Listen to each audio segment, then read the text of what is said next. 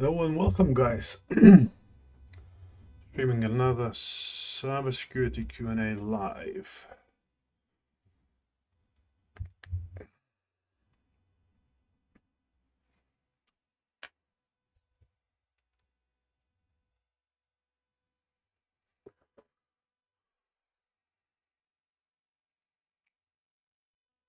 Welcome, guys, to another cybersecurity live stream.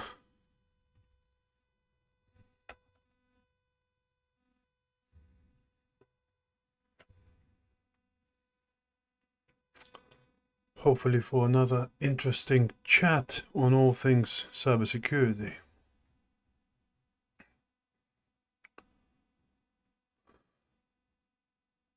As usual, we're gonna go live on all the platforms. So yeah, we're streaming on Twitch, streaming YouTube, and let me just double check that we're live on Kick as well. There we are.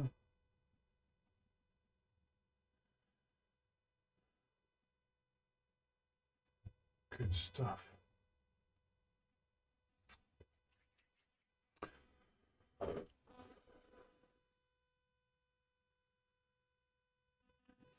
Hopefully we'll have another great conversation today, guys. Talking all things cybersecurity. So as always, you know, all of the questions and comments are welcome to the stream.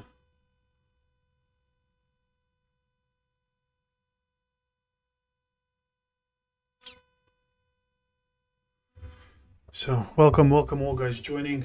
As always, you know, another live stream on all things cybersecurity. So hopefully, guys, you'll have some great questions and we can talk and help some more people around cybersecurity. Just a couple of things to start with. I think I kind of always preempt these things.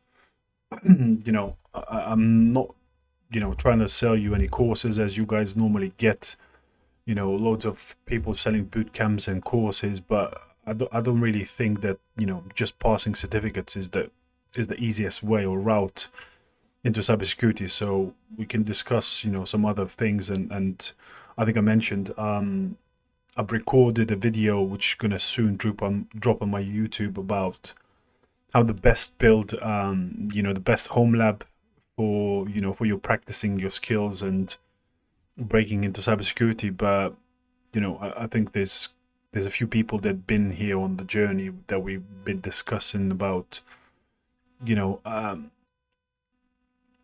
how to get into cybersecurity. But you know, getting into cybersecurity, I think the one thing I think some of you that might have seen some of the videos is, you know, there is no such thing getting into cybersecurity. You have to figure out what you want to do within cybersecurity in order to, you know, land a role. Cybersecurity is vast. You know, the amount of disciplines within cyber is, you know, is large. So hopefully we can guide you and help you to understand what you want to do within cyber, how do you want to pursue that career in the cybersecurity, and how you can hopefully, you know, land your first ever cybersecurity job. So, you know, this is kind of, I think, the one thing which I always mention in these things, that is, you know, it's very hard. You know, I get loads of comments, DMs, and messages, and I'm not always able to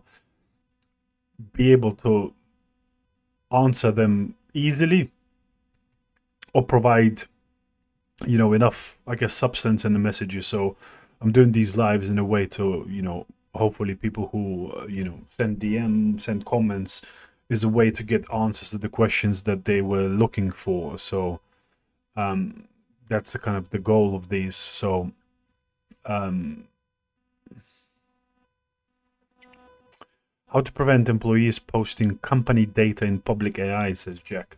Well, nowadays you have there are tools for it. So I think the main thing about this is you need to have a decent strategy in your data loss prevention. But you can have now tools, whether it's, you know, on endpoints and things like that, where monitors what data people are sharing. So if you have a decent enough DLP or DSPM nowadays, they're also called data security posture sort of management tools that can identify the data that your employees are sharing and can prevent, leakage or prevent, you can create policies, you can create detections of what specific data you want to preempt and how you want to protect that data. Who else? I just saw someone said, DJ O'Rain says, I'm in Jamaica trying to see how can I go about it. Good. Well, if you have specific things, we can chat and answer the questions about your journey into cybersecurity. But yeah, I think the main thing would be data loss prevention strategy, Jack, and you can have a look. There's many platforms now. Even myself are currently kind of doing a bit of review around DSPM, DLP. There's tools like Veronis, Cyera is making waves now in the industry. You have Atomic, looked before at Strack, things like that. And then, nowadays, obviously, the tools are even getting better because before you used to create a regex rule specifically to identify the data. Now, obviously, these models have AI within them. So AI can learn and detect and patterns and sort of prevent data leakage and prevent employees, posting your, confidential data or, or PII data in models. You can also, obviously, there's another sort of part of prevention where you can whitelist the applications that organization allows to use in your estate. Zach says, I'm an EUC engineer, SME with interest in IAM engineer, cyber threat intelligence, cyber threat hunting. Well, welcome, Zach. Good to have you on board. Those of you who are joining later, I kind of mentioned before, there's lots of people who want to get into cybersecurity, but I think, they've been sold either a lie through boot camps or been told, you get a couple of certificates and you're going to get a job in cybersecurity. I don't think it's that easy anymore. And I think, cybersecurity is not really an easy route and there's no really easy entry level position. So my hope is, to kind of provide guidance, provide advice and kind of uncover some of the myths within cyber and, and answer some of your questions, guys, and help you and guide you in your journey within cyber. I think, over the last couple of streams that we had, people who took some of the advice, landed interviews, landed potentially roles. So it's great to see that, that advice is actually helping someone. So, as I always say, there's no stupid questions. But I think the one thing which I kind of preempt that in terms of no stupid questions is you have to do your own research.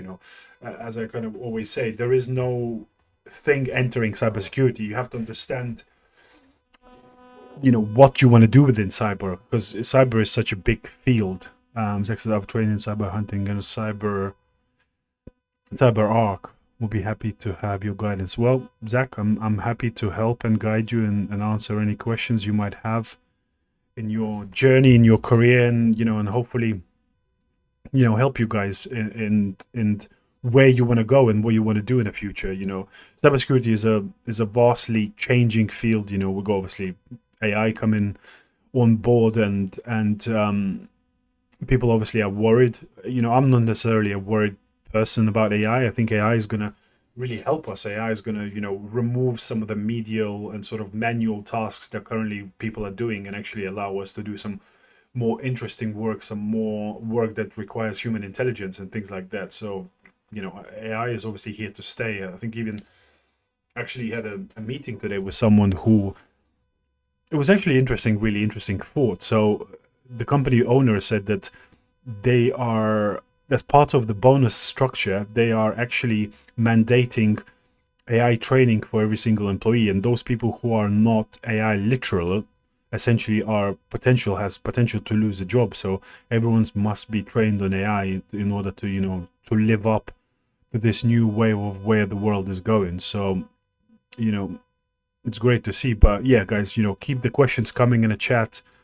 Will, I'm streaming across 4 platforms, so I'll try and get to all of the questions that we might have, about career, about cyber, about where you want to do, where you want to achieve, where you guys are currently training, and if you have any, questions or you're not quite sure what to do and how to go about this next step in your career, I'm happy to help and guide you guys. So we've got the next sort of 50 minutes or so to chat about cybersecurity. Those of you who might not know me, I guess, I mentioned, but some might be new people in the chat. So my name is Marius. I'm a Chief Information Security Officer for a fintech business.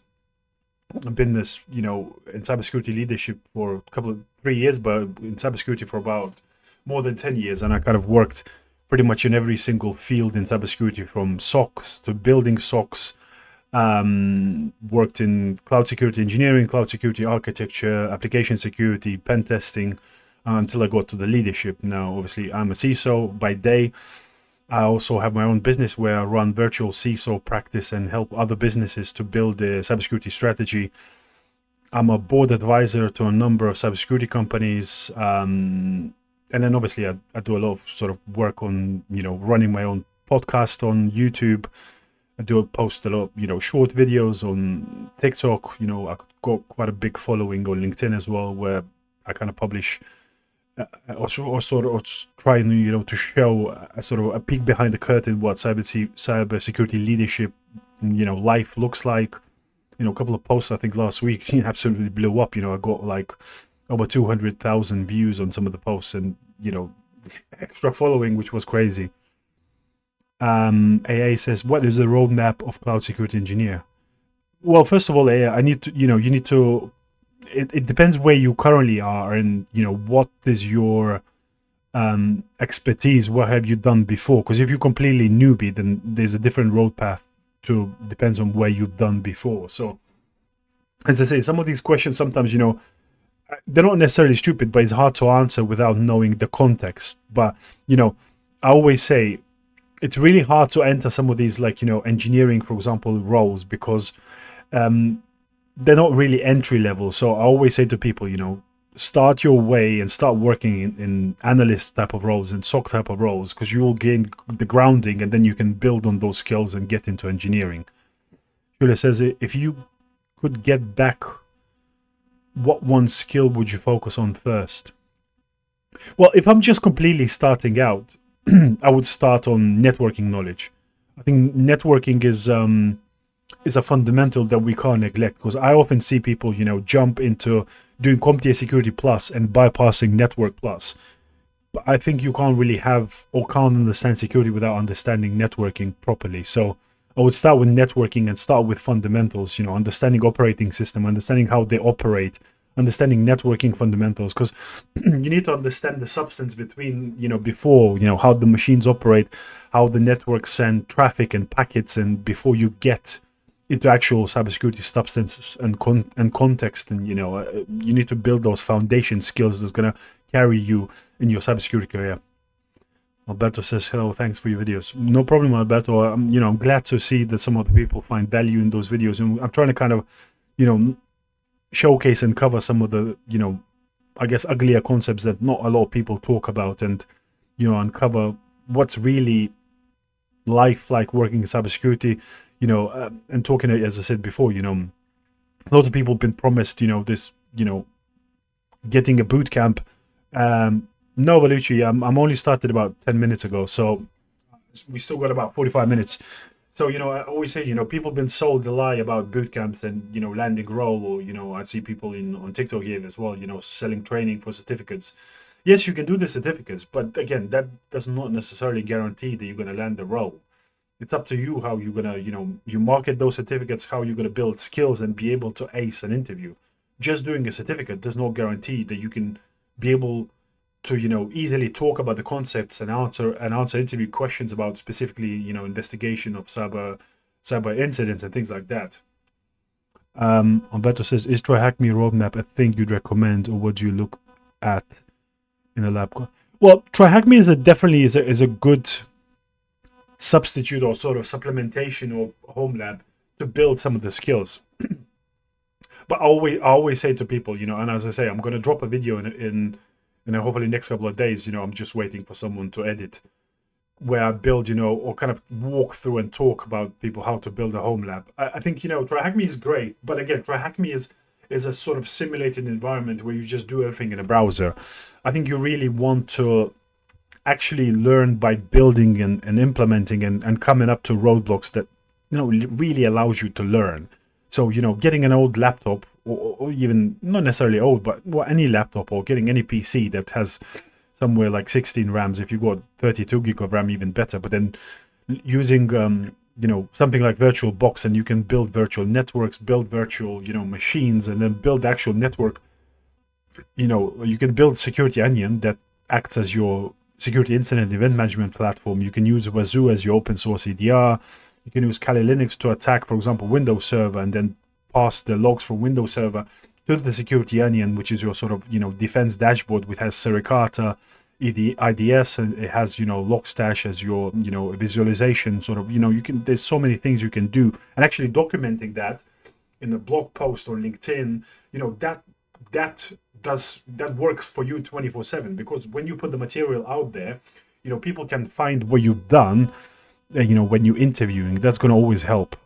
Jack says, I've just started a QA learning cybersecurity apprenticeship. Any advice? Well, you know, as I said, Jack, you know, as I'm just talking, you know, try and build a home lab. Try and actually learn the skills, because anything that you do learning most of the time is going to be theory. So the quicker you can grasp and start adding real hands-on skills, what people would use in cybersecurity career, learn how to investigate incidents, learn how to deploy endpoint detection and you know, response tooling, learn how to do, for example, you can download OpenVAS and run virtual scans on your local network, and learn how to do vulnerability management, how to patch. You know, there is I think, I don't remember what's the name of it, but there is a website called, I think, very vulnerable web application that you can install on your server, and you can, you know, you can try and attack it, you can see how it looks, you can try and secure it. Valucci says, are reverse shells and all of these really old hacking techniques still used today? Yeah, of course they are. You know, if you can, you know, there are techniques and reverse shells and things like that it's still used today, where, you know, sometimes it's hard to gain access to a, you know, a remote machine. So running something as reverse shell is obviously, there's loads of techniques. So if you play around and install Kali Linux on your VirtualBox, you know, in Metasploit there are various exploits that runs reverse shells, and it's a great way to get access to another computer shell environment. Jack says, I've seen in other videos you've said about going to meetups in person.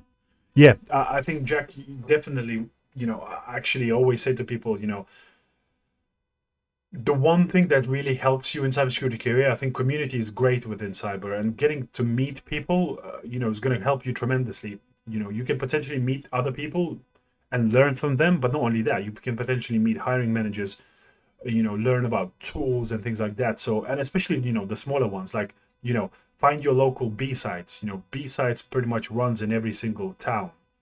You know, these kind of more kind of community driven, not necessarily commercial ones where, you know, everything is about selling cybersecurity tools. But yeah, B-sides is a great showcase for that kind of thing. It depends where you are in part of the world, but, you know, just find your local conferences, find, you know, Discord channels where, you know, fellow people who are looking to go to cybersecurity are chatting. Bellucci says, I've tried using Metasploit, but a lot of exploits are hit or miss. For example, Eternal Blue. Yeah, well, exactly. You know, Eternal Blue is very old exploit. So unless the end machine is using the specific software that's vulnerable to Eternal Blue, obviously it's not going to work. That's why, you know, you need to run things like nmap scans and things like that to figure out the versions of software that's on your target, and then looking for specific, you know, exploits for specific you know, versions of that software. You know, but, you know, it's the hit and miss. It takes time, you know. You know, the more you do it, the more convenient you get with it, and the more used to it you get, you know, the easier it will become. But, you know, nothing happens overnight. Yeah, I don't think, you know, every single B-sides will have their own website. So I know, for example, I'm in London, so there is B-sides London coming up in December, you know, one of the bigger events. But, you know, I know people who run B-sides Newcastle, there is B-sides Exeter, B-sides Bristol I've been before, I think there's B-sides Birmingham, there's, you know, across UK pretty much there's B-sides in every single town. I think there's B-sides Cheltenham, yeah, and I think the same across the pond in US. You know, there's loads of stuff, but it just, you know, as I say, going hanging out to people and chatting to people about, you know, I've known, again, I think I've been chatting, I don't remember which, you know, one of the videos where somebody again mentioned the same thing. You know, they went and chatted and asked questions, and, you know, they got a job out of it because they met someone who was potentially hiring. And, you know, as long as you show curiosity, knowledge, and how you are developing yourself, you can learn connections. And not only sometimes, you know, not necessarily a hiring manager, but sometimes, you know, if you make friends with companies, you know, again, getting a referral nowadays is invaluable, because, you know, when you're applying, normally you are competing with other potentially, you know, hundreds of people for a role. But when you are referred, you potentially get 2 or 3 people in the competition. So your chances are increasing tremendously. And I always say to people, again, if you currently, for example, looking for a role, I would challenge you, your job to be, every single day on LinkedIn, send 10 DMs. But not necessarily asking straight away to be referred, but make friends. Ask them, do your research for, so look at people who are posting stuff, and, you know, comment on their posts, comment of, you know, what you found useful, and, you know, chat about how they landed their role, what was their career, you know, complimenting. People love being complimented, and, you know, make a friendship. And, you know, whenever potentially a role comes up in a company that you want to work in, you potentially have a friend that could potentially refer you, as long as you showcase how you are developing your skills. You know, that's a tremendous value, how, you know, you can short circuit your job search.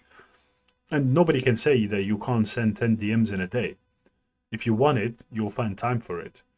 And, you know, as long as you're being tactful and, you know, respectful, chances are people will respond. Now, 10 DMs a day, that's 300 a month.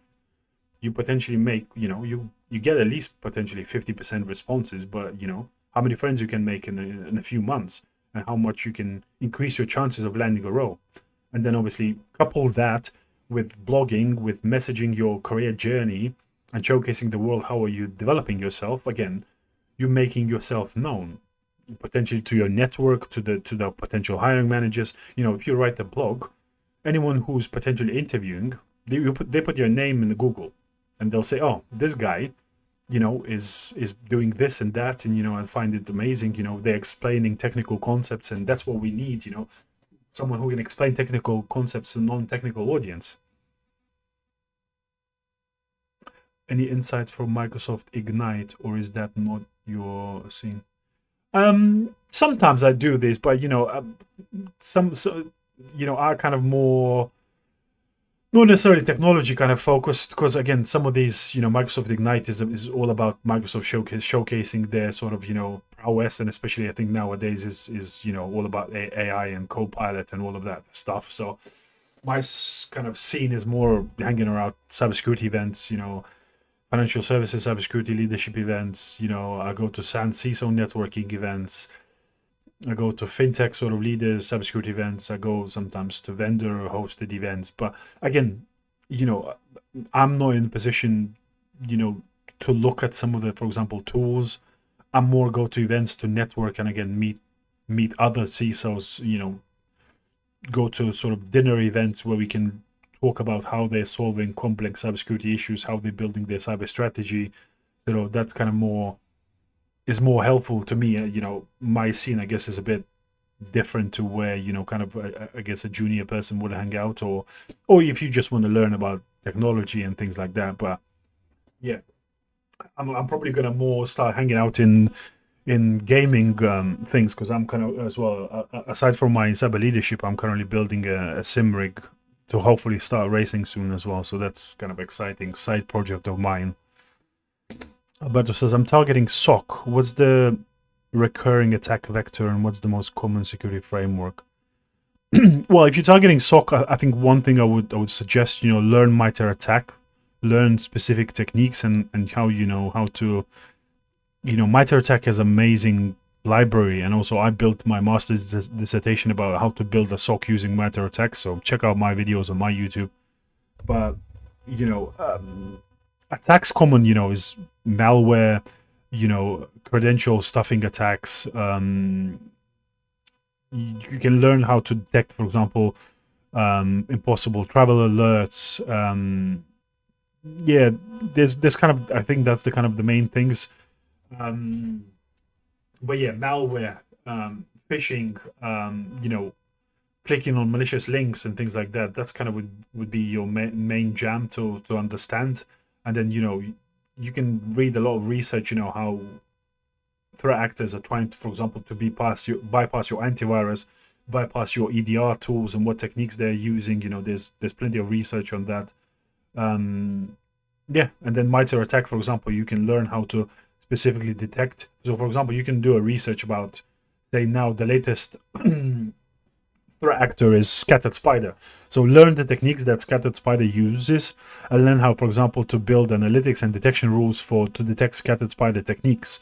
How, for example, what controls you need to leverage to prevent them from exploiting their techniques in your SOC. So, spend a day on MITRE Navigator and MITRE ATT&CK framework and learn, there's plenty of information. So that's a great start. Sagar says, I just passed my CompTIA Security Plus. I have the Zoo Home Lab AZ900 in progress. Is a right track. Well, Sagar, it depends what you want to do. It's definitely, it's a great starting journey. And, but as I always say, there is no such thing as going into cybersecurity. There is going into becoming a SOC analyst. There's becoming a GRC analyst. There's becoming security engineer. So that path highly differs based on what's your goal. But if your goal is getting in a SOC, then yeah, CompTIA Security Plus is a great start. Nowadays everything's obviously in cloud. I would highly suggest, after doing AZ900, for example, explore SC200, which is a specifically cybersecurity analyst path with Microsoft security tools. So Azure Sentinel, Microsoft Defender for Endpoint, Microsoft Defender for Identity, and things like that. So that's a great skill to leverage and know. And then play with your lab. Add to the Zoo, add, for example, OpenVAS, add Kali Linux, build a virtual server, learn how to push the logs from the virtual server into Security Onion, learn how to use, and explore all the logging from Security Onion, what you can see in the server, all of that, is going to be tremendous. How do hackers start phishing campaign? So what they'll do nowadays is, so exactly, that's what I've been talking, Saga. If you're targeting SOC, that's what we'll do. So hackers will start phishing campaign. Obviously, they'll get a list of emails. So obviously, from either data breaches, you can, for example, scrape something like LinkedIn. So obviously, you can. There's various ways how to get a list of email addresses. But normally, they'll scrape something like LinkedIn. They'll scrape any other databases or any open sources where potentially emails have been exploited. So you get obviously a list of email addresses.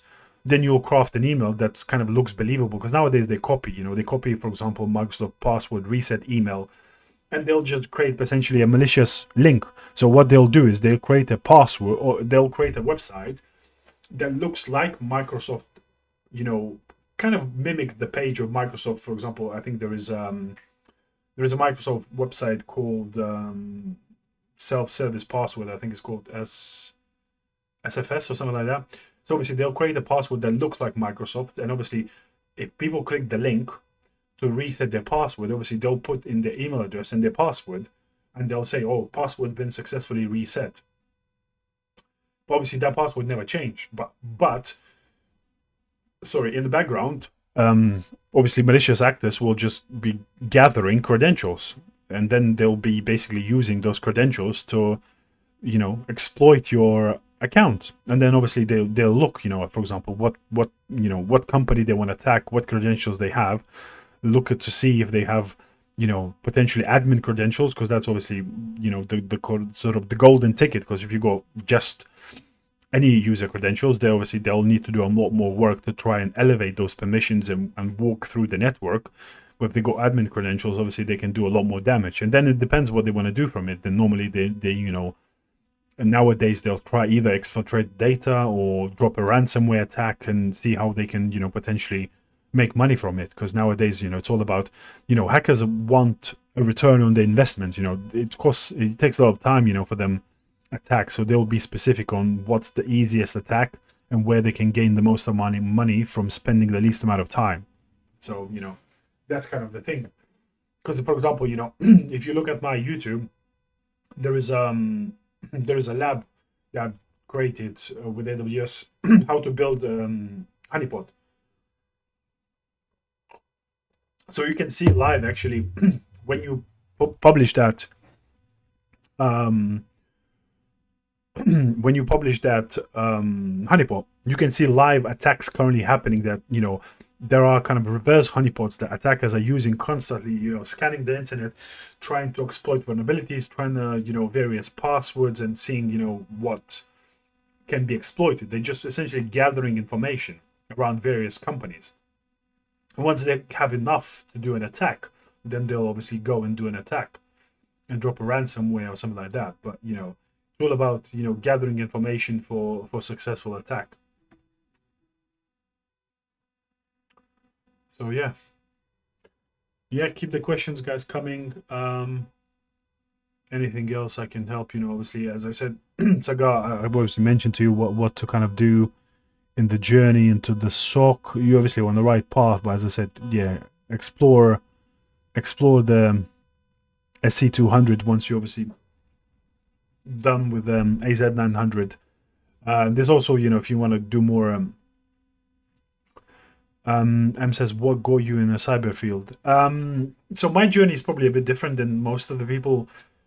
I was studying motorsport engineering about 15 years ago, and during my studies I was doing, you know, physical security. I was actually, you know, a doorman, and then did some retail and all kinds of stuff, you know. But I quite like the work, you know. I'm a big tall guy, so, you know, it kind of allowed me to make some money during university. But obviously I knew that kind of after university I did quite a couple of years of physical security work, but I knew that there was no way for me to get into leadership because everything was kind of segregated between the sort of armed buddies. Anyone who was, you know, from the army, they go to the top of physical security, and I didn't go into British Army, so I'm from different countries, so for me it was no way to reach sort of the top. And I kind of, you know, I always had a passion for technology, and obviously the skills from physical security that I've learned about security, I just kind of thought, where could I leverage that? And I essentially, you know, decided to go into cybersecurity. So with some help, you know, I've actually been that road, you know. I built my self-learning path. I've done, you know, A+, Network+, CompTIA Security+, a couple of other certs, found a couple of mentors, and then, yeah, got for my first job in cybersecurity after about 8 months of self-learning, you know, spending 3-4 hours a day studying. But actually what got me the job, and that's why I talk about conferences and everything else, I actually went on to a webinar where I presented about MITRE ATT&CK, and my hiring manager essentially saw my video, and that's how I got the job. Do you know about cyber diplomacy? Well, depends what you mean, what you want to know, Kexi. Obviously, you know, diplomacy is I know what it means. You know, cyber diplomacy is obviously, yeah, you know, it can be used in different contexts, I guess. Cyber diplomacy could also be used, you know, negotiating with attackers to get your ransomware keys and all other things. Which says, has there been any incident where hackers bypassed the DI and managed to encrypt the entire organization? Oh yeah, plenty of times, you know. There's been numerous attack vectors mentioned about how to bypass Defender for endpoint, you know, and there are 0 days and exploits that can bypass EDR. So yeah. Alberto says, if say I was to join your team, what's the one thing you want to see and what you wouldn't? For me, you know, I think I mentioned on previous streams, for me the most important things when I hire people, especially, you know, at the junior level, if you haven't heard about this, guys, so I hired about 1.5 years ago, I think. I was mentoring a lot of people I was part of the Caps Lock program. Essentially, there's a 16-week program for people to change their careers. So, you know, anyone comes from any walk of life and they're training to be essentially work in cybersecurity. So I had one person from there who was, you know, he was a 16 years electrician. You know, that's all he'd done from 16 years of age until 32, 16 years he worked as an electrician, and then he joined the program. But what he had, and what really was the most important thing for me, I always say that it's about two A's: attitude and aptitude. So he had ability and curiosity to continuously always learn, and he had a great attitude and willingness and passion for cybersecurity. Because all the technical skills I can teach you people, but I can't teach someone passion, curiosity, and always willing to, to study, to learn, and find out more. That's the one thing, that most of the people, I think sometimes they go into cybersecurity for different reasons, because they think, oh, they're going to make loads of money. But cybersecurity is such a field that learning pretty much never stops. You have to be really passionate, and you get left behind very quickly if you not study and keep up with the trends and changing technologies and how cyber is evolving. So that's a very important aspect. So those kind of the main two things. And what I don't want, I guess I don't want, recently I read a book. It's called The Smartest Person in a Room. And I think the main thing that stuck to me from that was, anyone who thinks they are the smartest person in the room, they're already lost. Because there's always, whenever you walk into a room, there's a learning opportunity to be had. And you have to have empathy to understand where other people are coming from, understand how other people are thinking, before you judge someone. So every conversation, every meeting potentially is a learning opportunity. So you should never shoot someone down or judge someone by their ideas and their thinking, because you never know what's going on in their personal life, what they're going through.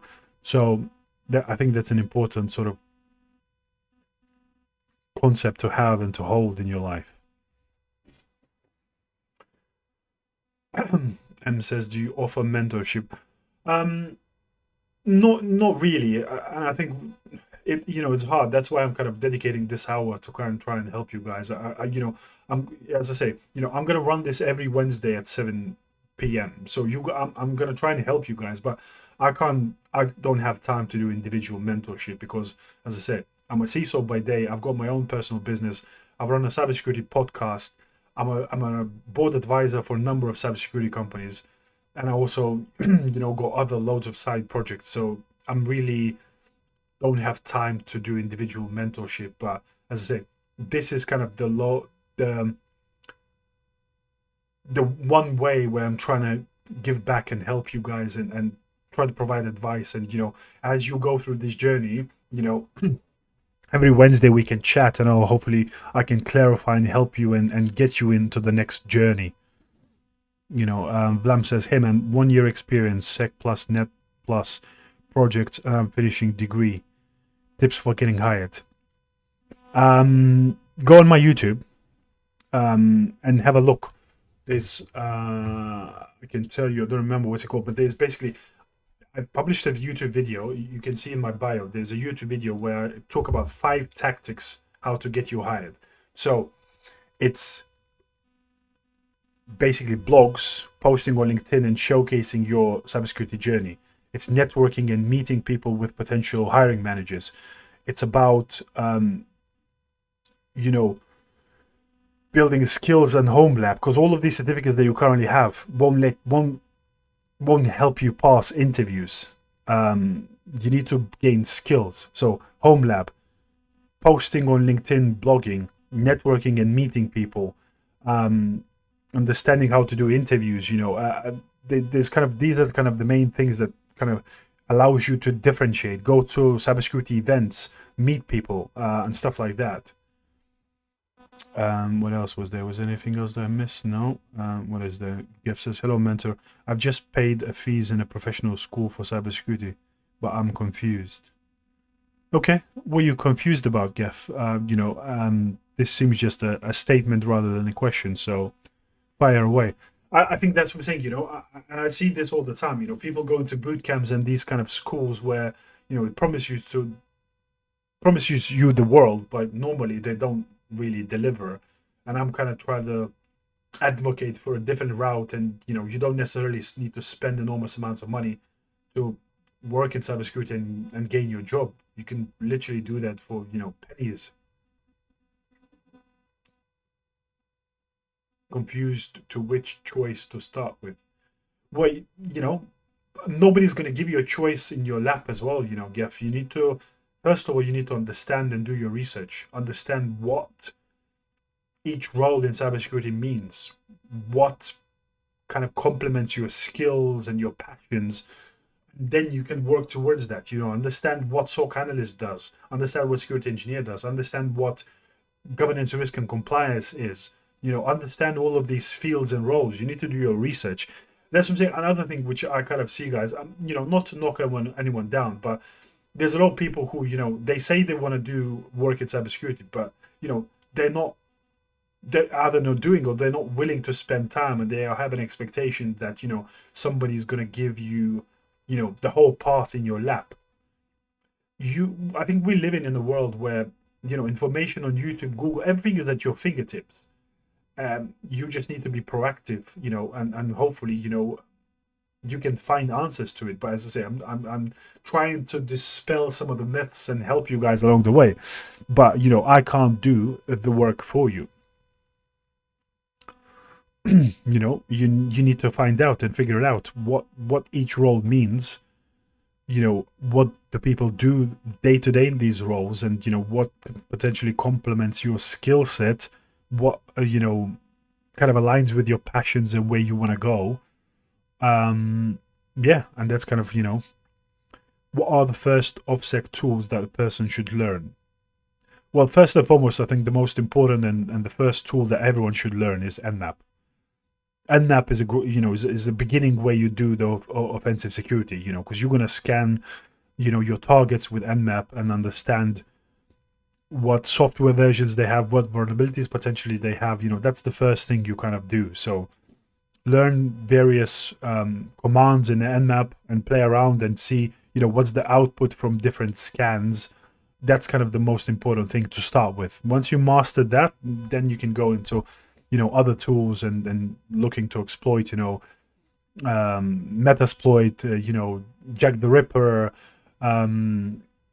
What's the other one? There's loads of tools in Kali Linux. You know, you can build Kali Linux on your virtual box and just, you know, see and play around with them. But, you know, go and try Hack Me as well. Sorry, as well.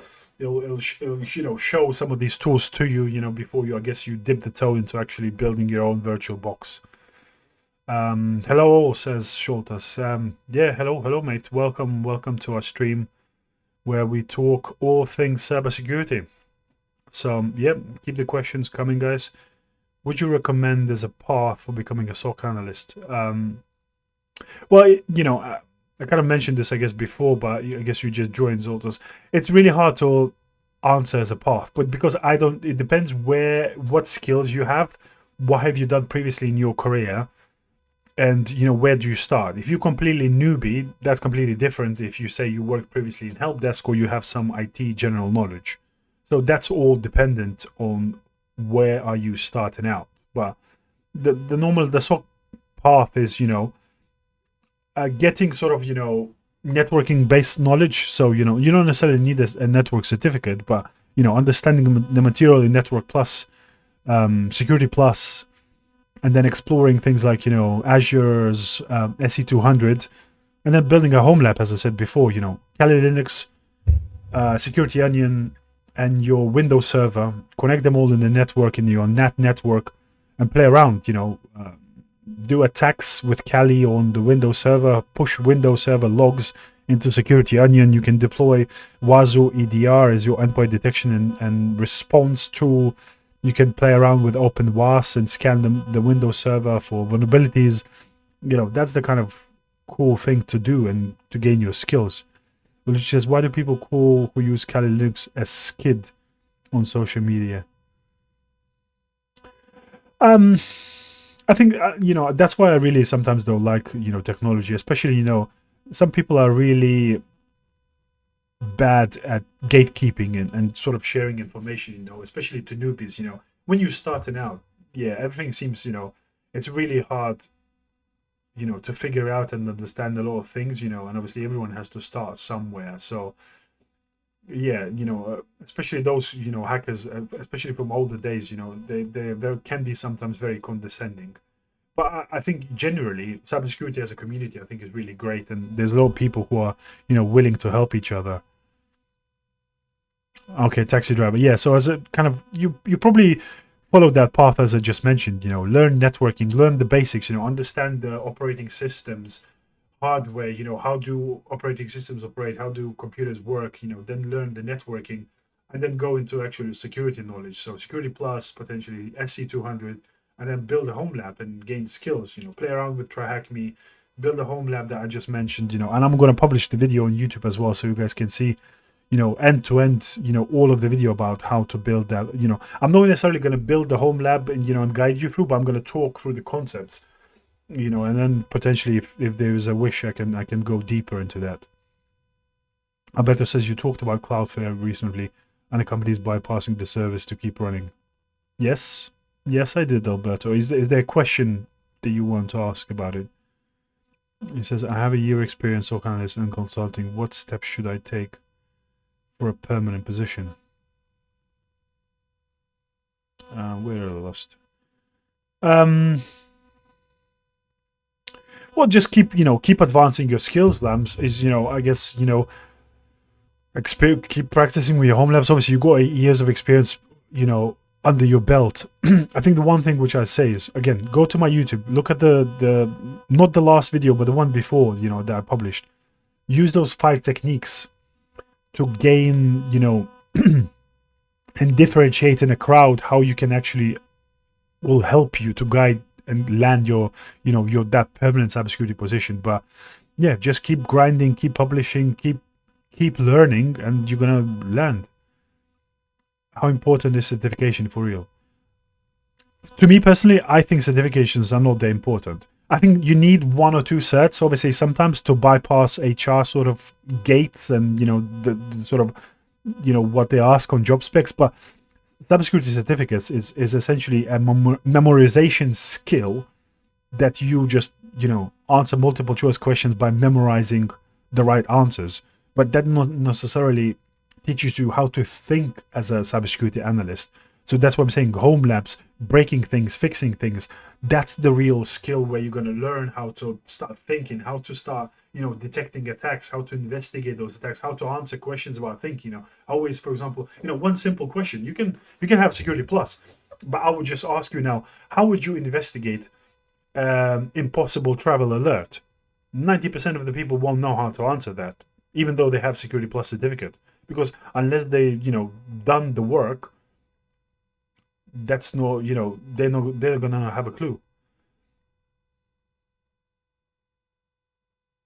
Moo says, my FYP knows me well. Hi, fellow fintech cyber person here. Well, great to have a fellow cyber fintech person in here as well. Welcome, Moo. We're just chatting about and helping other people, to dispel myths about cybersecurity and help them kind of guide on their journey in their career. Alberto says, how would you convince management that spending resources on telesecurity is a good idea? Well, first of all, I do that all the time, presenting budgets to the cyber board. You have to quantify the risk. So what's our biggest risk currently? Do we have a risk of ransomware? Do we have a risk of, phishing attacks and things like that? And then you can quantify. So if ransomware hits, what's the potential downtime and potential losses?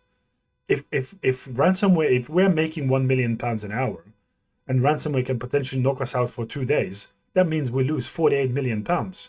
Now, if my security controls, spending $500,000 can reduce that risk by numerous amounts of times, that's an easy question for board to answer. Of course, they're going to spend money because they don't want their business to be 2 days down and lose 48 million and potentially reputational damage and potential, regulatory fines because you didn't have protection against ransomware. So that's the kind of way you frame those things as a cybersecurity leader. G-Log says, where are you from? I'm originally from Lithuania, but I've been living in UK for 18 years now. Yeah, from 2007. I've been in the UK. Yeah, no problem. Happy to help and answer some of these questions, guys. Let's see what else is there.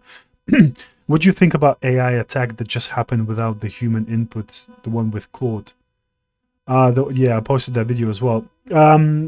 Yeah, it's really interesting. I think, obviously that's where the world is going. AI is going to be more and more used in attacks, especially, I think some of the phishing emails are already being deployed by attacks. I think the one thing what we need to be mindful, and I think that's what they did, is obviously they passed initial guardrails, and that's where AI companies need to focus and spend more time, is about building better controls that attackers could not leverage AI for bad things. And that's why I always say, things like wipe coding is sexy and it's amazing, but normally it's done by people who do not understand what they're doing. And if AI, does not necessarily have latest security trends and controls, with vibe coding, you can create such a big danger that, you can create a havoc. There's been news as well where, MCP agents overnight deleted production database and they lost the whole application. So, it's a big danger. You need to understand what you're doing. And, you can play around and build stuff, but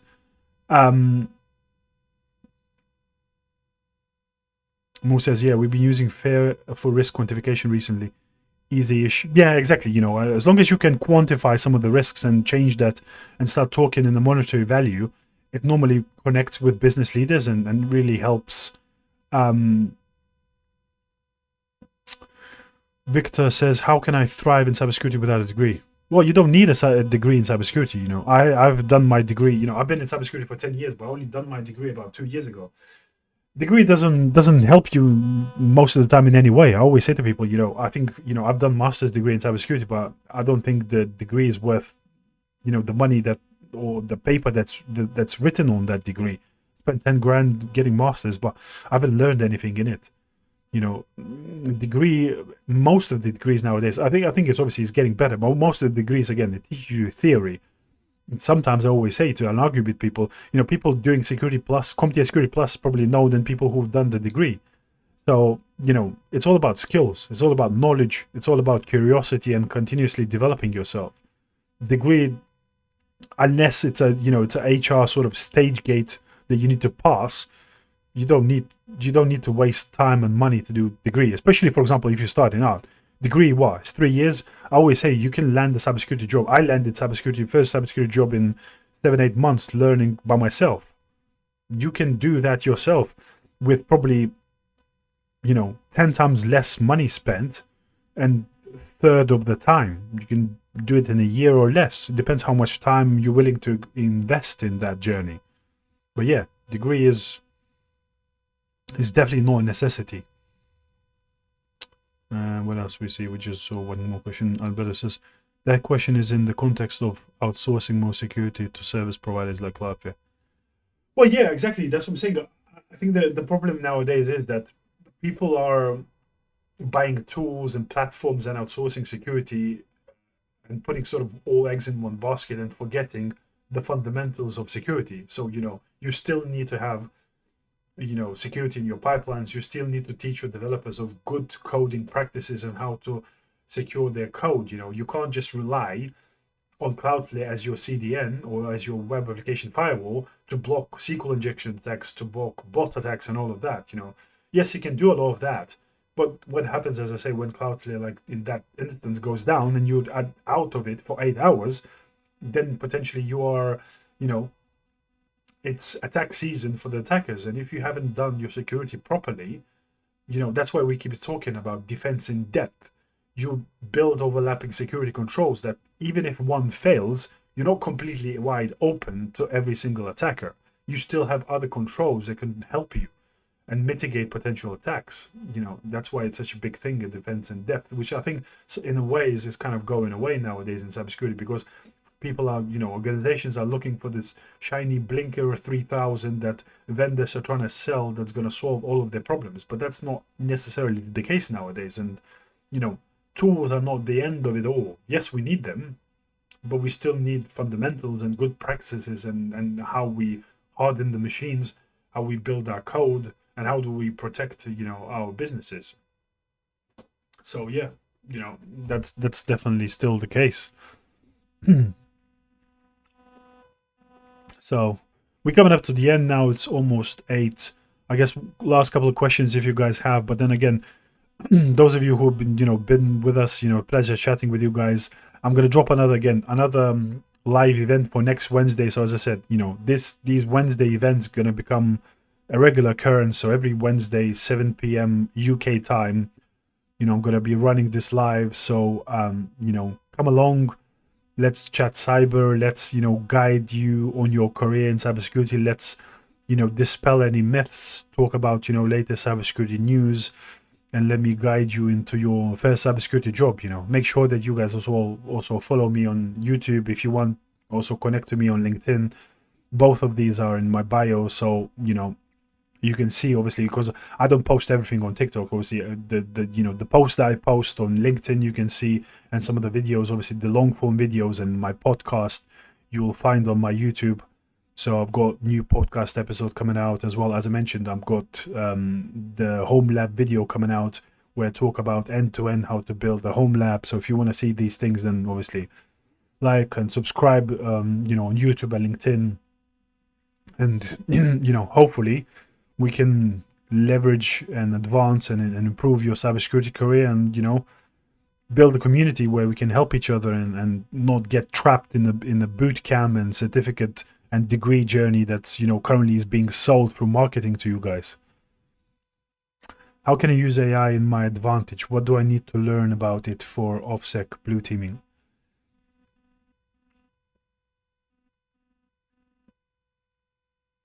Well, AI, I think AI is great. And you can use AI for example, first of all, do research, understand, various attack vectors. You can play around with, building attack maps, learning, for example, using MITRE attack techniques, for example, from various recent attacks, and just use that, and then you can, AI is obviously, you need to be quite advanced if you want to go to the next level, because AI is great at sifting through vast amount of data. So obviously, you can use AI to build automations, build detection, or provide, enrichment information about specific incidents and things like that. Alberto says, I would like you to look at the resume and tell me good and bad, how can I reach you? As I say, Alberto, again, connect me on LinkedIn, find me on my bio, and just drop me a DM on LinkedIn, and I can have a look at your CV if you want.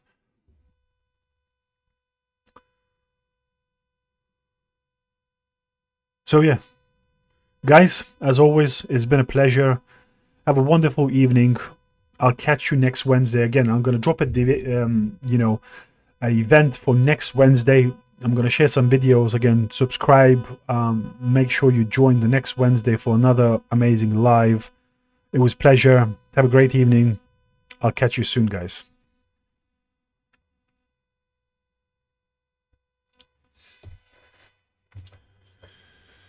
And that was it, guys. It was a pleasure. Thank you for coming along. I'll see you on the next Wednesday.